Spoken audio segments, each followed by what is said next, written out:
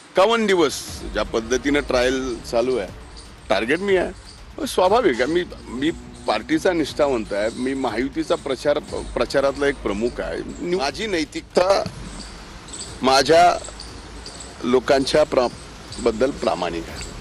जी गोष्ट घडली आहे त्या घटनेच्या बाबतीत मी जे बोललोय ते अतिशय प्रामाणिकपणाने बोललोय. यामुळं ज्या वेळेस या बाबतीत मी कुठंच काहीच मला स्वतःला नैतिकतेने वाटत नाही दोषी आहे, तर माझा दोष दाखवावा तर लागेल, सांगावा तर लागेल, माझ्या वरिष्ठांनी सांगावं लागेल. जे कोणी हत्या करणार आहेत, जे कोणी दोषी असतील, जे तपासात सापडतील, जे कोणी, त्यांना या ठिकाणी फासावर चढवा, मोठ्यातली मोठी शिक्षा द्या, ही माझी मागणी आहे. आता कोण किती दिवस फरार आहे ह्या सगळ्या गोष्टी आहेत. आज ज्यावेळेस तुम्ही सगळ्यांनी ट्रायलच समजा माझ्यासारख्यावर केलं असेल त्यावेळेस मी ह्याचं उत्तर देणं, मला असं वाटतं की आपण तो प्रश्न विचारून मी ते देऊ नये.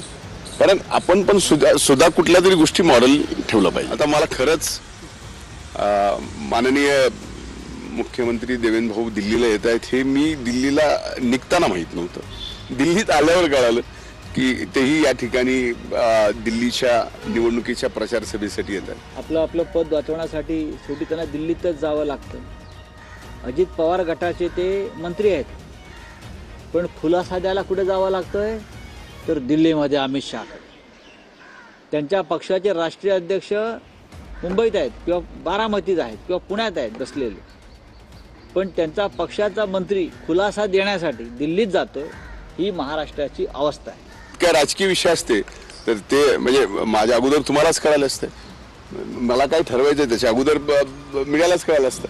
त्यामुळे 21व्या शतकात कुठली गोष्ट लपून आणि छपून हा विषय तुम्ही ठेवू देणार नाहीत, आमच्यासारखे ठेवणार नाही. त्यामुळे असा काही विषय नव्हता. फक्त अन्न नागरी पुरवठा मंत्रालयाच्या समस्येच्या बाबतीत आदरणीय जोशी साहेबांना, जे की केंद्राचे अन्न नागरी पुरवठा मंत्री, त्यांच्यासमोर मांडणं आणि त्याची सोडून घ्या. अन्न आणि नागरिक पुरवठा मंत्री धनंजय मुंडे यांच्यासह महायुती सरकारवर त्यांच्या राजीनाम्यासाठी दबाव वाढत आहे. काल त्यांच्या राजीनाम्याचा फैसला होणार अशी चर्चा रंगली होती, तर मुंडे यांनी या विषयावर आक्रमक बाजू मांडली. त्यांनी आमदार संदीप क्षीरसागर यांच्यासह त्यांच्या विरोधकांचा चांगलाच समाचार घेतला. आज ते त्यांच्या खात्याच्या कामासाठी दिल्लीत दाखल झाले होते. खासदार संजय राऊत यांनी ते पदा वाचण्यासाठी दिल्लीला गेल्याचा आरोप केला होता. नैतिकतेच्या मुद्द्यावर राजीनामा देणार का या मुद्द्यावर मुंडे यांनी असं उत्तर दिलं. मुंडे म्हणतात की 51 दिवस मी एकाच गोष्टीवर बोललोय की सरपंच देशमुख यांची हत्या झाली, त्या सर्व दोषी असतील त्यांना फाशीची शिक्षा झालीच पाहिजे, अशी मागणी त्यांनी यावेळी केलेली आहे. त्यांना मोठ्यातली मोठी शिक्षा द्या ही आपली मागणी आहे. कोण किती दिवस फरार आहे, तुम्ही माझ्यावर ट्रायल करत असाल तर मी त्या गोष्टीवर बोलू नये असं मुंडे म्हणाले. त्यानंतर धनंजय मुंडे या सर्व गोष्टीत मुख्यमंत्र्यांना उपमुख्यमंत्र्यांना कुठे दोषी वाटत असेल तर ते राजीनामा मागावा. मी राजीनामा देईल, फक्त विषय काढला जात आहे. मी दोषी आहे की नाही हे सीएम आणि उपमुख्यमंत्री सांगतील, अशी प्रतिक्रिया धनंजय मुंडे यांनी दिलेली आहे. 51 दिवस ज्या पद्धतीने ट्रायल सुरू आहे, टार्गेट मी आहे. मी निष्ठावंत आहे. निवडणुकीत जिथे जाईल तिथे माझ्या पक्षाचा प्रचार करेल. आपण निवडणुकीत टीका करतो आणि टीका सहनही करतो. माझ्या विरोधात प्रचाराला होते म्हणून आपण असं करावं हे योग्य नाही, असं उत्तर त्यांनी विरोधकांना दिलेलं आहे.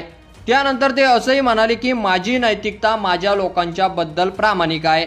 जी गोष्ट घडली आहे त्याबद्दल मी जे बोललेलो आहे ते प्रामाणिक बोललेलो आहे. मी नैतिकतेत दोषी आहे असं मला वाटत नाही. माझा दोष माझ्या वरिष्ठांनी सांगावा असं मत त्यांनी व्यक्त केलेलं आहे.